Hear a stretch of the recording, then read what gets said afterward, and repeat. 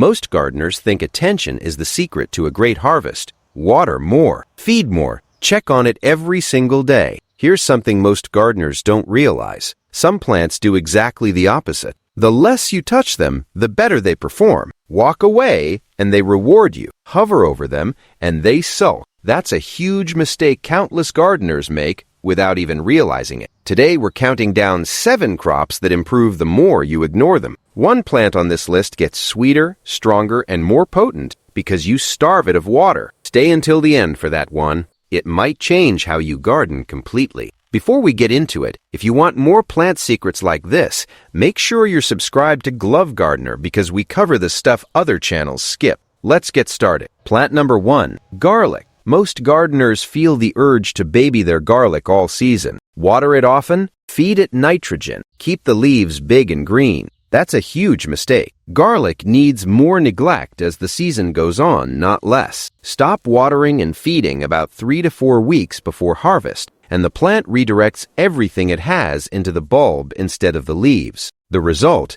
is bigger cloves and far more concentrated allicin, the sulfur compound responsible for garlic's sharp flavor and most of its documented antimicrobial activity. Mediterranean farmers have grown garlic this way for centuries in dry, neglected plots because rainfall right before harvest waters down the flavor and shortens how long the bulbs will store. If you've ever bought garlic at the store that turned to mush in your pantry within a week, there's a good chance it was overwatered right before it was pulled. Garlic grown dry stores for months. Garlic that's been pampered with water late in the season rots within weeks. Stop watering your garlic about a month before you plan to dig it up. Let the soil dry out completely and let the plant finish on its own terms. Bonus tip: wait until the lower leaves start to yellow and dry, then harvest on a dry day and cure the bulbs somewhere warm and shaded for 2 to 3 weeks before storing them. Plant number 2,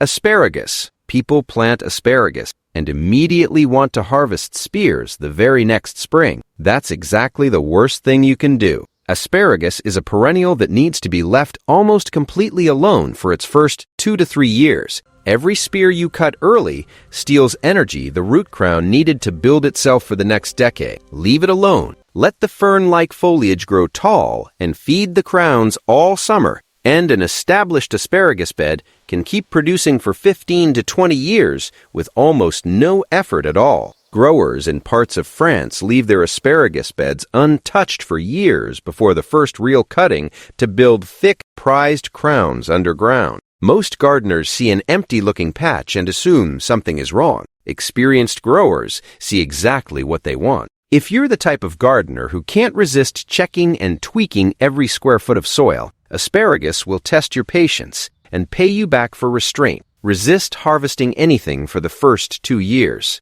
Let the ferns grow tall and turn yellow on their own each fall before you ever cut them back. Bonus tip: once the bed matures, cut spears at soil level with a sharp knife instead of snapping them. This avoids damaging the buds still forming underground. Plant number 3, grapevine. Few plants confuse beginning gardeners more than grapevines. Most people water heavily and feed generously, hoping for bigger, juicier bunches. Wine grape growers do the exact opposite on purpose. It's called regulated deficit irrigation, deliberately underwatering vines during specific growth stages. The vine responds to mild stress by concentrating sugars and flavor compounds in the fruit instead of pushing out more leafy growth. Heavily watered vines just grow more leaves and produce thinner, more diluted fruit. In regions like Tuscany and the Barossa Valley, some of the world's most prized grapes come from vines grown on rocky, dry, almost neglected hillsides. Because the stressed vines push their roots deep instead of pushing out leaves. People spend money on fertilizer to push growth. The best vineyards spend money holding water back.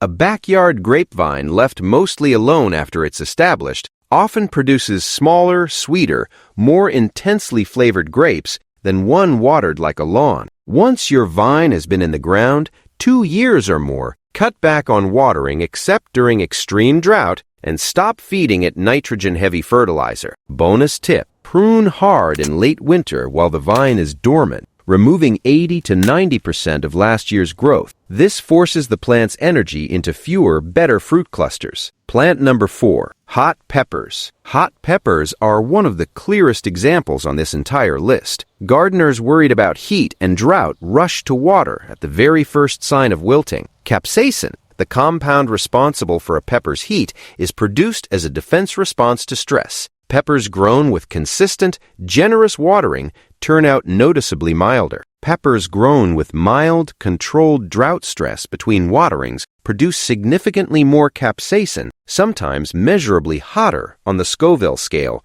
from the exact same variety. Chili farmers in parts of Mexico and India have known this for generations. The hottest specimens often come from the driest, rockiest plots, not the best irrigated ones. People spend extra money on hot sauce labeled extra fire. Backyard gardener can grow that same heat just by watering less. If you've ever grown a jalapeno that turned out disappointingly mild, the soil was probably too comfortable. Let the soil dry out noticeably between waterings once the plant is established and flowering. Don't water on a fixed schedule just because it's Tuesday. Bonus tip: wait until the fruit fully colors, red, orange, or whatever the variety's mature color is, before harvesting for maximum heat and flavor. Picking green sacrifices both. Plant number 5, rosemary. If you want to kill rosemary, the fastest way is to love it too much. Most people water it regularly, plant it in rich soil, and feed it like a vegetable. Rosemary is a Mediterranean native that evolved in poor, rocky, fast-draining soil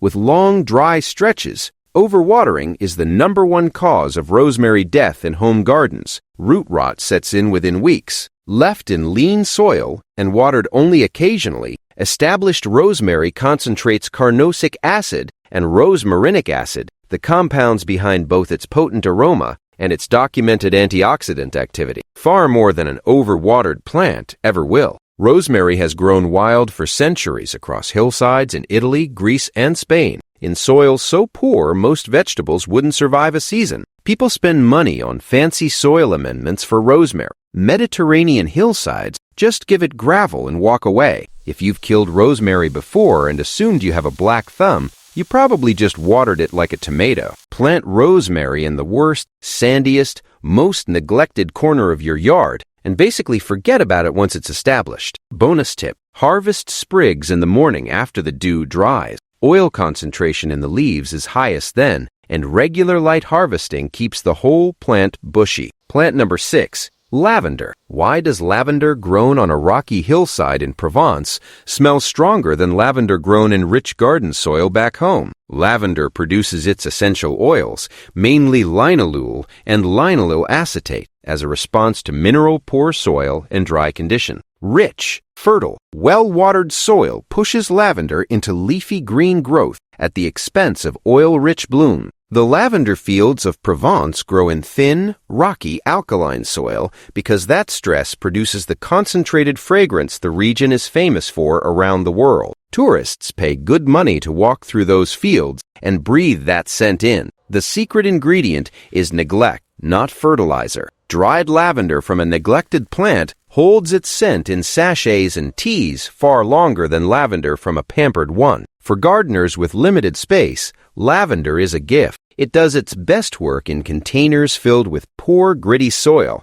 exactly where other plants would struggle. Skip the fertilizer entirely. Plant lavender in lean, well-draining soil and water only when the soil is completely dry. Bonus tip: prune lavender hard right after the first bloom flush, cutting back about 1/3 of the plant. This keeps it from turning woody and encourages a stronger second bloom. Plant number 7, sweet potatoes. Sweet potatoes might be the most forgiving plant on this entire list. Gardeners feel the urge to keep the soil consistently moist and feed heavily, hoping for a bigger harvest. Sweet potatoes turn out smaller, less sweet, and watery when grown in rich, heavily watered, nitrogen-fertilized soil. Excess nitrogen pushes the plant into producing huge vines and leaves instead of tubers underground. Mild drought stress, especially in the weeks leading up to harvest, triggers the plant to convert more of its starches into sugars, concentrated right in the roots, producing noticeably sweeter potatoes at harvest time. Farmers across parts of Africa and Southeast Asia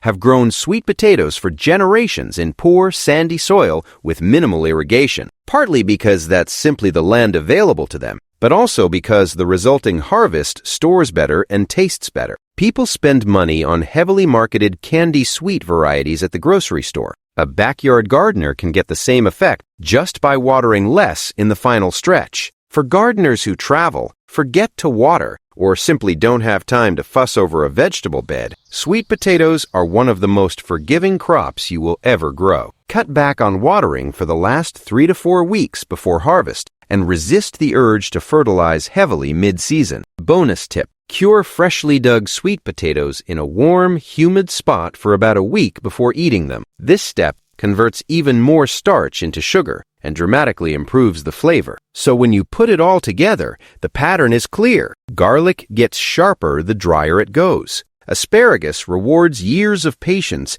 Grapevines concentrate their best flavor under stress. Peppers turn up the heat when you hold back water. Rosemary and lavender do their best work in poor soil and dry stretches. And sweet potatoes turn neglect into sweetness underground. These plants aren't asking you to do more. They're asking you to do less. This weekend, pick one plant on this list that you've been overwatering or overfeeding and simply stop. Step back and let it work for you instead of the other way around. Which one are you trying first? Let me know in the comments below. And if you want more videos like this, hit subscribe, because Glove Gardener is where we cover the plant secrets other channels never mention.